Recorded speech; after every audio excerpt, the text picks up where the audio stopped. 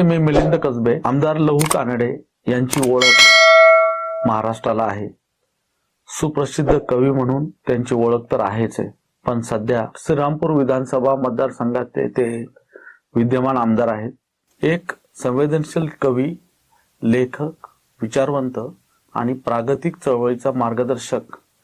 राजकीय पटालावर किती झंझावाती काम करू शकतो याचंही उदाहरण म्हणजे लहू कानडे आहेत. पुस्तक मार्केट पब्लिकेशनला कानडे साहेबांनी भेट दिली. साहेब, आपलं स्वागत आहे. याने कानडे साहेबांशी बोलताना आणि त्यांच्याशी गप्पा मारताना कोणाला आवडत नाही, तर त्यांचं साहित्यिक व्यक्तिमत्व आमच्या सगळ्यांचा आदर्श आहे. आम्ही सगळे त्या व्यक्तिमत्वाकडे आकर्षित झालेलो असतो आणि म्हणून ते जेव्हा जेव्हा भेटतात तेव्हा तेव्हा त्यांची नव्यानं लेखन प्रक्रिया काय आहे, त्यांची नवे नवे पुस्तकं काय सांगू पाहत आहेत आणि त्यांच्या डोक्यात कोणकोणते लेखन प्रकल्प आहे याविषयी नेहमीच आम्ही विचारत असतो. आज सुद्धा साहेब हेच तुम्हाला विचारणार आहे की तुमच्या डोक्यामध्ये सध्या नवे लेखन प्रकल्प काय आहेत? मिलिंदराव, नवे लेखन प्रकल्प हाती घ्यायला जी उसंत लागते, दुर्दैवाने श्रीरामपूर विधानसभा मतदारसंघाचा लोकप्रतिनिधी म्हणून काम करत असताना लेखनासाठी आता उसंत राहिलेली नाही. राहिला प्रश्न लेखन प्रकल्पांचा, तर गेली 4-4.5 वर्ष विधानसभा सदस्य म्हणून काम करत असताना जे पूर्वी लिहून ठेवलंय ते देखील प्रकाशित करायला वेळ मिळाला नाही. तुमच्यासारख्या मित्रांच्यामुळे आता किमान पक्षी ते सर्व साहित्य तुम्ही पुस्तक रूपाने प्रकाशित करताय, मी तुम्हाला धन्यवाद देतो.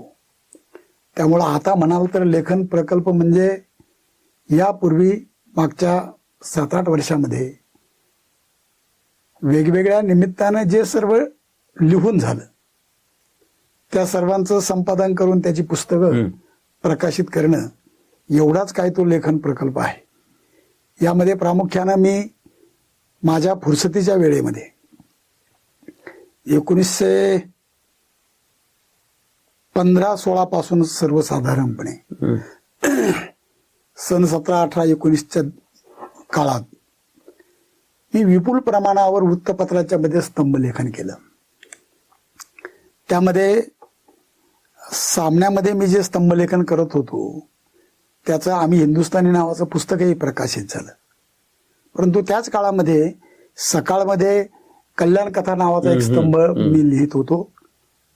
त्याचं पुस्तक करायचं राहिलं, शासकीय योजनांच्या बद्दलचं, तर ते करणं आवश्यक आहे. कारण अजूनही शासकीय योजनांच्या अंमलबजावणीमध्ये त्यावेळेस मी लक्षात आणून दिलेला जो ढिसाळपणा आहे, उद्दिष्ट विहीनता आहे, ती तशीच आहे.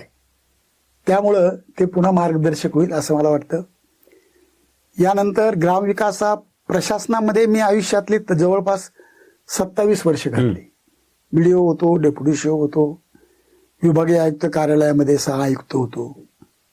त्यानंतर अनेक महामंडळाचा व्यवस्थापकीय संचालक होतो, DPAPचा प्रमुख होतो, लिडकॉनचा MD होतो. या प्रदीर्घ काळामध्ये मी जे एक अनुभव घेतला त्यातून मी काही स्वप्न पाहिली आणि ग्राम विकासामध्ये काम करत असताना एक स्वप्नातलं गाव कसं असावं याबद्दलचं काही चिंतन केलं. त्यावेळेच्या ॲग्रोवन मध्ये मी ते स्तंभलेखन करत होतो. त्या स्वप्नातल्या गावासाठी अजून काही गोष्टींच्या बद्दल कठोरपणे बोललं पाहिजे. मी त्यावेळेस पुण्यनगरीमध्ये जागर नावाचा स्तंभलेखन करून या सर्व अनिष्ट गोष्टी आहेत त्याच्याबद्दलही काही लिहित होतो. तर त्याचं एक पुस्तक आपण करताय. मला वाटतं ते देखील गाव कारभाऱ्यांना आपलं गाव सुंदर करण्यासाठी, आपलं गाव स्वप्नवत करण्यासाठी उपयोगी होईल असं मला वाटतं. साहित्याबद्दल म्हणाल तर मी तसा कवी, मला कवी म्हणून तुम्ही लोकांनी मान्यताही दिलीत, परंतु मी विचार कवी आहे असं स्वतःला मानतो. भावनांच्या केवळ आहारी न जाता काहीतरी आपल्या कवितेतून प्रबोधनात्मक, तर्कशुद्ध अशी मांडणी मी माझ्या क्रांतीपर्वापासून तर तळ ढवळताना पर्यंत, मध्ये त्याचा टिबा नावाचा संग्रह आला, आताही मी काही कविता लिहितो आहे. तर याच्या अनुषंगाने मला साहित्य अकादमीनं अनेकदा राष्ट्रीय पातळीवरच्या सेमिनार्समध्ये आमंत्रित केलं, तेव्हा मी काही निबंध वाचले. अनेक लेखकांनी मला साहित्य संमेलनाचा अध्यक्ष म्हणून बोलावलं, तेव्हा मी काही अध्यक्ष पदावरून काही विचार मांडले. ते आहे एकंदरीतच माझी साहित्याबद्दलची जी काही भूमिका आहे. विशेषतः मी चळवळीचा लेखक आहे. परिवर्तनवादी चळवळीसाठी लेखन हे साधन आहे असं मानणारा मी कवी, असं मानणारा मी लेखक. तर ते सर्व साहित्य विचार मला वाटतं आपण एकत्र केलं तर माझं साहित्याबद्दलचं चिंतन त्यातून सर्व समाजापर्यंत जाईल. त्याचंही पुस्तक आपण करताय, त्याबद्दलही मी तुम्हाला धन्यवाद देईन. बाकीची जी सर्व इतर पुस्तकं आहेत ती देखील आपण जे अत्यंत कष्टपूर्वक वाचन करून, विचार करून, चिंतन करून जे जे लिहितो ते इतस्ततः जाण्यापेक्षा ते पुन्हा एकदा ग्रंथरूपानं, पुस्तक रूपानं आपण सर्व करतात. मला वाटतं 9-10 पुस्तकं होत आहेत. तर ही सर्व पुस्तकं त्या दृष्टीनं होत आहेत याचा मला खूप आनंद आहे. काय असं मला वाटतं. आम्हाला आनंद याचा वाटला की तुम्ही तुमच्या नेहमीच्या विषयांपेक्षा तुम्ही आयुष्यभर ज्या योजना राबवल्यात त्या योजनांच्या बद्दल लिहिलं आणि सामान्य माणसाला नाही. मी तुम्हाला मुद्दाम आठवण करून देतो, मी कधीही काल्पनिक लिहिलं नाही. माझी कविता देखील माझ्या अनुभवा अंती आलेली कविता आहे. तिच्यात प्रतिमा आहेत, प्रतिका आहेत, कल्पकता आहे, सारं असे. परंतु तिचं मूळ बीज हे कुठला तरी अनुभव, वास्तव आहे, विचार आहे. माझं लेखन देखील मी तुमच्या पारंपरिक प्राध्यापकांच्या पेक्षा वेगळं लिहिलं. नक्कीच. मी प्राध्यापक होतो, इंग्रजी लिटरेचरचा मी विद्यार्थी आहे, परंतु मला ते नाही आवडलं. मला लेखन हे सतत समाज प्रबोधनासाठी, परिवर्तनासाठी साधन म्हणून वापरायला आवडलं. मी काय लेखक होणं हे काय माझं साध्यविद्य नव्हतं. बरोबर. कवी होणं हे काय साध्यविद्य नव्हतं. मला या सर्व गोष्टी एक साधन म्हणून, काय मला जे काही समाजामध्ये बदल हवा आहे, मला जे काही सामाजिक कार्यकर्ता म्हणून मी करू पाहतो आहे, त्याच्यासाठी मला हे सर्व गरजेचं वाटलं म्हणून मी ते वापरलेलं आहे. नाही, पण तुमची जी कविता आहे ती सतत चिंतनशील राहिलेली आहे. बरोबर. किंवा चळवळींना पोषक राहिलेली आहे, प्रागतिक विचारधारेला पुढे नेणारी राहिलेली आहे. ती उत्सवी नाहीये किंवा मंचीय पण बनलेली नाही फारशी. त्याचं कारण असं आहे, मुळात आपण स्वातंत्र्यानंतर, प्रजासत्ताकानंतर जन्माला आलेली भाग्यवान माणसं आहोत. या देशाच्या स्वातंत्र्यानं, या देशाच्या प्रजासत्ताकानं आपल्याला या देशामध्ये पूर्वी कधीही नव्हती अशी अत्यंत उच्चतम सामाजिक मूल्य दिली. स्वातंत्र्यानं आपल्याला स्वातंत्र्य ते दिलं, पण लोकशाही दिली, समता दिली, बंधुता दिली, सामाजिक न्यायाची तत्व दिली. आणि मला वाटतं हे एवढं सुंदर आहे. या निमित्ताने आपल्याला हे सर्व आपल्याला कायद्याने मिळावं याच्यासाठी ज्या पूर्वी चळवळी झाल्या, मग ते येथील पुरोगामी संतांची चळवळ असेल, इथल्या फुल्यांचं प्रबोधन युग असेल, बाबासाहेब असतील, कबीर असतील, हे सर्व जे काही विवेकवादी विचारवंतांनी सुधारक आहे, गांधीपर्यंत, महात्मा गांधी, नेहरू, काय एक विज्ञानवादी पुढारी, काय या सर्वांचं विचारधन आपल्याला उपलब्ध झालं या निमित्ताने. आणि मला वाटतं आपले पिंड या सर्व विचारावर पोचलेले. बरोबर. बरं झालं तुम्ही आता काही पुस्तकांचा विषय काढला, पण तुमच्या लेखनामध्ये मला अत्यंत महत्वाची आणि वेगळी गोष्ट अशी जाणवली की तुम्ही स्वच्छतेबद्दल फार मूलगामी चिंतन केलेलं आहे. आणि मला सांगायला आनंद वाटतो की आनंद यासाठी वाटतो की गेले कित्येक दिवस, कित्येक वर्ष भारत स्वच्छ करण्यासाठी, आपला समाज स्वच्छ करण्यासाठी, गाव स्वच्छ करण्यासाठी सगळीकडे मोहिमा चालू आहेत. आणि मला आठवतं की 2000 साली हागणदारी मुक्त गाव अशी एक योजना आलेली होती. तर या योजनेचे आपण जनक आहात. बरोबर आहे. आणि स्वच्छतेकडे या योजनेकडे तिच्या अंमलबजावणीकडे आणि एकूणच स्वच्छतेबद्दलचं तुमचं चिंतन काय आहे हे आम्हाला समजून घ्यायचं.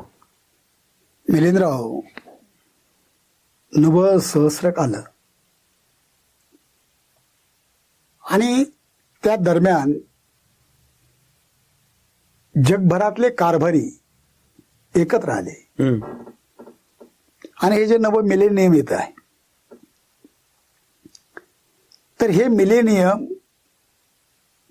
समग्र विश्वामधल्या मानवजातीसाठी आपण काय देणार आहोत, काय करणार आहोत, याच्या चिंतनाची वेळ आहे असं समजून कारभारी अतिशय गंभीर झाले.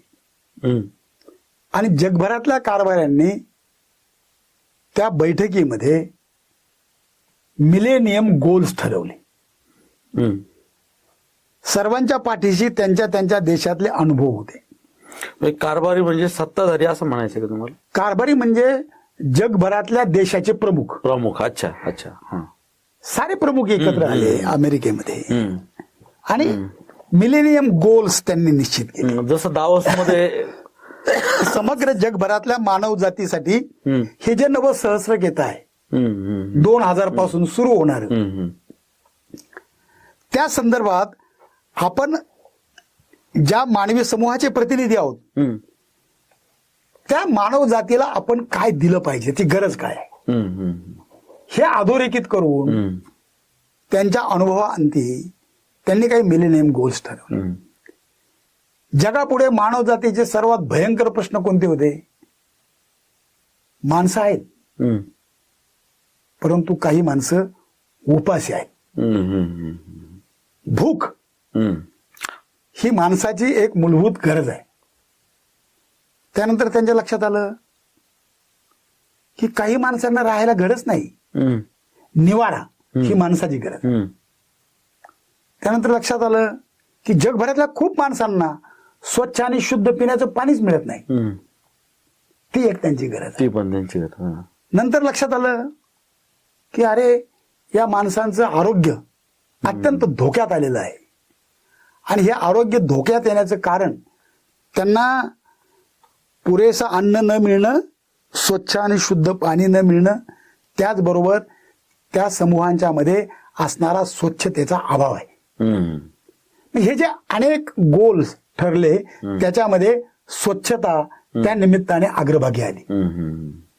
आणि मग कारभाऱ्यांनी एक उद्दिष्ट ठरवलं की जगामधली जी सर्व विकसनशील देश आहेत, विकसित देशामध्ये या गोष्टी आहेत, परंतु विकसनशील देशाने या गोष्टीकडे लक्ष दिलं पाहिजे. आणि मग वर्ल्ड बँक असेल किंवा अजून जागतिक पातळीवरून फंडिंग करणाऱ्या संस्था असतील, यांनी त्या त्या विकसनशील देशाने त्या त्या कार्यक्रमासाठी जर मदत मागितली तर द्यायची, त्या व्यतिरिक्त मदत करायची नाही. अच्छा, म्हणजे स्वच्छते. आणि सर्व विकसनशील देशाला त्या कार्यक्रमाकडे लक्ष द्यावं लागलं. आणि सर्व विकसित देशामध्ये गरिबांच्यासाठी निवाऱ्याच्या योजना, सर्व जनतेसाठी स्वच्छ आणि शुद्ध पाणी देण्याच्या योजना, घर देण्याच्या योजना, घर देण्याच्या, निवारा देण्याच्या योजना, आणि त्याला जोडून स्वच्छतेसाठी नवे नवे कार्यक्रम आले. त्यातला पहिला कार्यक्रम होता माणसांना स्वच्छतेसाठी त्याचं स्वतःचं हक्काचं शौचालय उभं करून दे. कारण अविकसित राष्ट्रामध्ये एक प्रथा होती मोठी, उघड्यावर शौचालय जायचं, आणि ते हजारो वर्षाची प्रथा होती. त्याच्यात माणसाला काही वेगळं आणि वावगंही वाटत नव्हतं. त्यामुळे हा जणू काही प्रश्नच नाही. आणि भुकेलेला माणूस तो जगण्याचा प्रश्न बघेल का हागण्याचे प्रश्न बघेल, हे होतच ना. माझी अशी एक कविता विचार जगायचं की हागायचं. लोक विचारायचे साहेब जगायचं कसं ते सांगा, हागायचं कसं ते नका सांगू. जेव्हा आम्ही हागणदारी मुक्त गाव असा संकल्प केला, हागणदारी हा नगर जिल्ह्यातला शब्द, त्या काळात योगायोगाने मी जिल्हा परिषदेचा जिल्हा पंचायत अधिकारी होते आणि स्वच्छता कार्यक्रम राबवायची जबाबदारी माझ्यावर होती. आम्ही पूर्वीचे अनुभव लक्षात घेतले होते.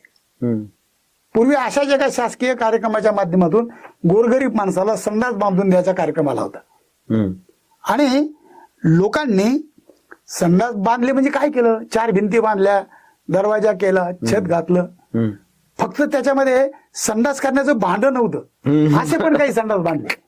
लोकांनी त्याच्यात संडासला जाण्याऐवजी इतर साऱ्या गोष्टी केल्या. म्हणजे काही करड कोंडली, काही सरपण ठेवलं, एका आजीने तर त्याच्यामध्ये देवारा केला होता. तर ह्या सर्व गमती जमती होत्या. मी खेड्यातून आलेलो आहे, मी ग्रामीण भागात एक प्रशासकीय अधिकारी म्हणून काम करत होतो. हे जेव्हा मी बघितलं तेव्हा म्हटलं हे पुन्हा असंच काहीतरी करून हा प्रश्न काही सुटणार नाही. कारण लोकांची गरज संडासाची नाहीये, लोकांच्या मध्ये मानसिक बदलाची गरज आहे. आणि तो मानसिक बदल म्हणजे त्याने उघड्यावर शौचाला जाता कामा नये. आपल्या नगर जिल्ह्यामध्ये उघड्यावर शौचाला जिथे जातात त्या जागेला हागणदारी नावाचा शब्द आहे. बरोबर. आमच्या पुरता आम्ही निर्णय घेतला का या ज्या हागणदाऱ्या आहेत ह्या वेगवेगळ्या प्रकारच्या वॉटर बोर्न डिसीजेसच्या जननी आहेत.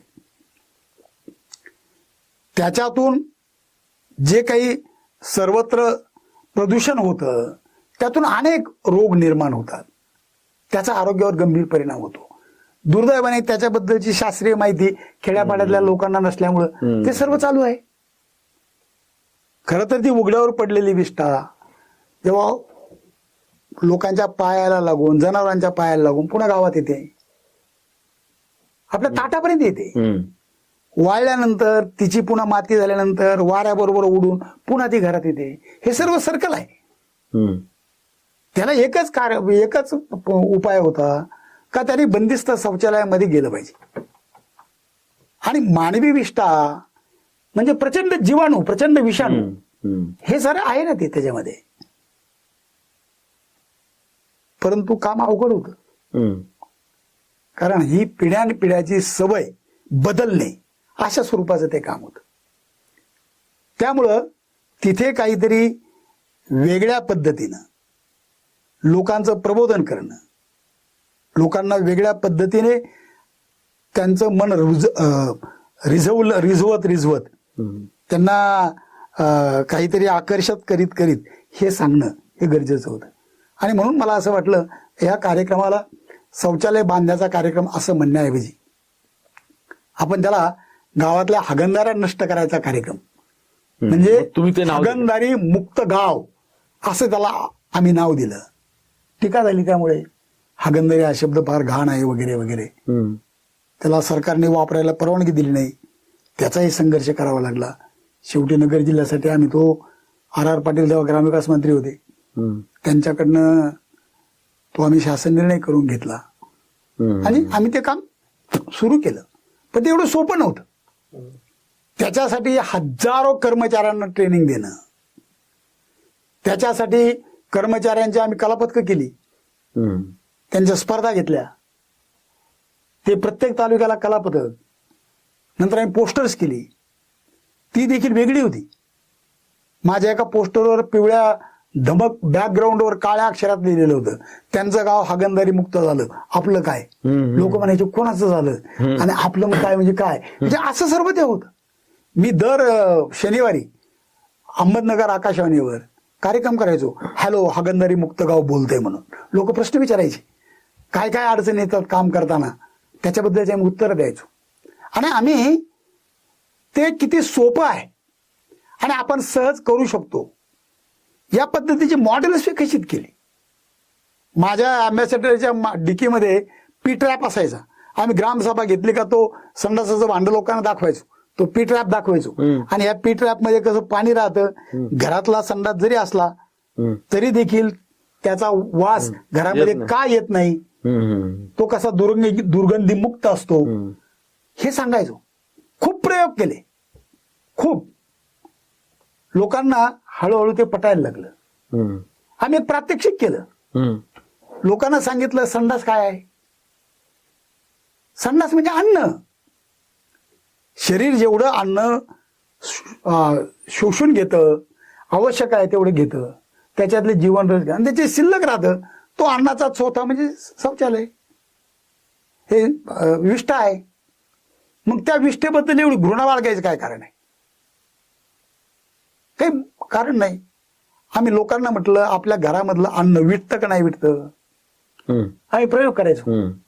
एका पातेल्यामध्ये तुम्ही पातळ भाजी ठेवा आणि त्याच्याकडे 2 दिवस बघू नका. काय होतं? लोक म्हणे ती विटते. म्हणजे विटते म्हणजे काय होतं? त्यामुळे त्याला बुडबुडे येतात. म्हटलं नंतर 2 दिवसाने काय होतं? त्याच्यात किडे होतात. नंतर काय होतं? ते पातेल्यात काहीच राहत नाही. म्हणलं ही गंमत आहे. काय? जेव्हा अन्न विटतं तेव्हा त्याच्यात जीवाणू तयार होतात. हेच संडास बाबतीत घडतं. संडास देखील एका भांड्यामध्ये किंवा खड्ड्यामध्ये पडला तर तो संडास शिल्लक राहत नाही. तुमची जी भीती आहे की रोज रोज संडास केल्याने ते खड्डं भरेल, मग त्याचा वास येईल, म्हणजे तसं घडत नाही. त्याच्यातले जीवाणू ते खाऊन टाकतात. काय? आणि काहीच शिल्लक राहत नाही. हळूहळू हे लोकांना पटायला लागलं आणि मला वाटतं त्याला खूप मोठं यश मिळालं. हजारो वर्षाची एक घाणेरडी अनहायजेनिक सवय, अनहायजेनिक हॅबिट. काय? या कार्यक्रमाने मला वाटतं मोठ्या प्रमाणावर त्याच्यामध्ये यश आलं. 2000 सालाच्या दरम्यान तुम्ही ही योजना 2003-04 असेल ते. आणि त्यानंतर मग शासनाने ती योजना नाही, adopt केली का? पूर्वी जो कार्यक्रम आलता तो सॅनिटेशन कॅम्पेन नावाचा कार्यक्रम आला. अच्छा अच्छा. हा. ती राबवायची जबाबदारी माझी होती. हम्म. परंतु सॅनिटेशन कॅम्पेन म्हणजे हे फरव गौड बंगाल होतं. आम्हाला ते लोकांना इग्नाईट करण्यासाठी, त्याला लोक चळवळ बनवण्यासाठी लोकभाषेमध्ये ते मांडण्याची गरज होती. ते लोकभाषेमध्ये मांडलं आणि त्याचं नाव हागणदारी मुक्त गाव. तो प्रयोग नगर जिल्ह्यात केला आणि नंतर हळूहळू तो प्रयोग यशस्वी होताच सरकारनं तो राज्यभर केला.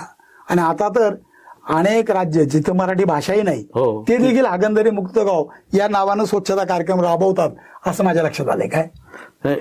तुमच्याशी बोलताना हा तुमचा जो पैलू आहे याच्याबद्दल आम्ही सुद्धा बरेचसे अनाभिज्ञच होतो. नाही मिलिंद, काय होतं, तुम्हाला कुठंतरी रग लागावी लागते. मी या स्वच्छतेच्या आणि आरोग्याच्या संबंधानं, स्वच्छतेचा आणि आरोग्याचा खूप निकटचा संबंध आहे. त्यासाठी प्रत्येक गावामध्ये घनकचरा, दुसरा कचरा त्याची विल्हेवाट लागली पाहिजे, सांडपाण्याची विल्हेवाट लागली पाहिजे, जेणेकरून डास मच्छर होणार नाहीत. हे तर आहेच आहे. परंतु हे बाकीच्या ज्या स्वच्छता आहेत त्याचंही तेवढंच महत्व आहे. अहो, आम्ही त्या काळामध्ये हात धुवा मोहीम घेतली. आपल्याकडे तेवढंही नॉलेज नव्हतं की जेवणापूर्वी हात धुवावेत. काय? ते करावं लागलं. लोक हसायचे, हे हात धुवा मोहीम काय भानगडे. आम्ही लोकांना सांगितलं, अरे बाबा साबण वापरा, हात धुवा, त्याने हात स्वच्छ राहतात, हाताला लागलेले जे काही जंतू आहेत ते तोंडात जात नाहीत, आपण आजारी पडत नाहीत, असं करावं लागलं. परंतु त्याच्या पलीकडे जाऊन एक सामाजिक कार्यकर्ता म्हणून माझ्या डोक्यामध्ये स्वच्छतेबद्दलचं काही वेगळं हेच मला विचारायचं होतं. ते काय होतं, भारतीय समाज व्यवस्थेनं, मी 1996 साली युरोपचा दौरा केला. तिथे गेल्यानंतर युरोपियन माणसांच्या मध्ये वावरत असताना आपण त्यांच्यासाठी थोडं जरी काही केलं, म्हणजे त्यांच्या अंगावर असा कचरा असेल तो असा काढला तरी ते म्हणणार थँक्स, म्हणजे ते आभार मानणार. मला युरोपमधून आल्यानंतर पहिल्यांदा एक गोष्ट जाणवली, अरे आपली माणसं आणि ही माणसं किती वेगळी आहेत. इथे आपण, माझा बाप, माझा आज्जा लोकांची घाणीनं भरलेली चप्पल शिवून देतो, टाचा टेबा करतो, परंतु त्याला कोणी थँक्स नाही म्हणत. त्याला एवढंच सांगितलं जातं, तू ये आणि भाकर घेऊन जा. भाकर आणायला मी अनेकदा गेलो तर मला ती भाकर देखील वरून टाकलीचं आठवतं. दुसरी गोष्ट मला जाणवली, जी माणसं गावामध्ये मेलेली जनावरं ओढून नेतात, जी माणसं गावाची घाण स्वच्छ करतात, सफाईचं काम करतात, जी माणसं गटर साफ करतात, जी माणसं तुमचा मैला डोक्यावरून वाहून नेतात, आम्ही त्यांना कुणाबद्दलच थँक्स म्हणत नाही. उलट आम्ही त्यांना म्हणतोय, मला शिवू नको, तुझा स्पर्श झाला तर मी विटाळेल. म्हणजे आम्ही या स्वच्छता करणाऱ्या साऱ्या लोकांना अस्पृश्य ठरवलं. हा जो कृतज्ञपणा आहे, येस येस, हा जो कृतज्ञपणा आहे, काय तो अज्ञानातून आलेला आहे. स्वच्छतेचा आणि अस्पृश्यतेचा संबंध आहे. तुम्ही खूप दिवसापासून ते मला ते आणि मला सतत असं वाटत आलं का ही अस्पृश्यता का लादली गेली, तर या अस्वच्छतेमुळे लादली गेली, अस्वच्छ कामं करतो म्हणून लादली गेली, असं माझं एक चिंतन होतं. म्हणून मग मी असा विचार केला का ही जर कामं करण्यासाठी माणसाऐवजी यंत्र आली, माणसाऐवजी साधनं आली तर काय होईल? अस्पृश्यता कमी होईल का? अस्पृश्यता विषयच राहणार नाही ना, विषयच राहणार नाही. कानडे साहेब, आपले खूप आभार. आपण आलात, आमच्यामध्ये खूप काळ थांबलात, खूप गप्पा मारल्यात, लेखनाविषयी गप्पा मारल्या, आपल्या नव्या प्रोजेक्ट विषयी गप्पा मारल्या, आणि आपल्या राजकीय वाटचालीला आणि आपल्या लेखन वाटचालीला आमच्या वतीनं शुभेच्छा. धन्यवाद.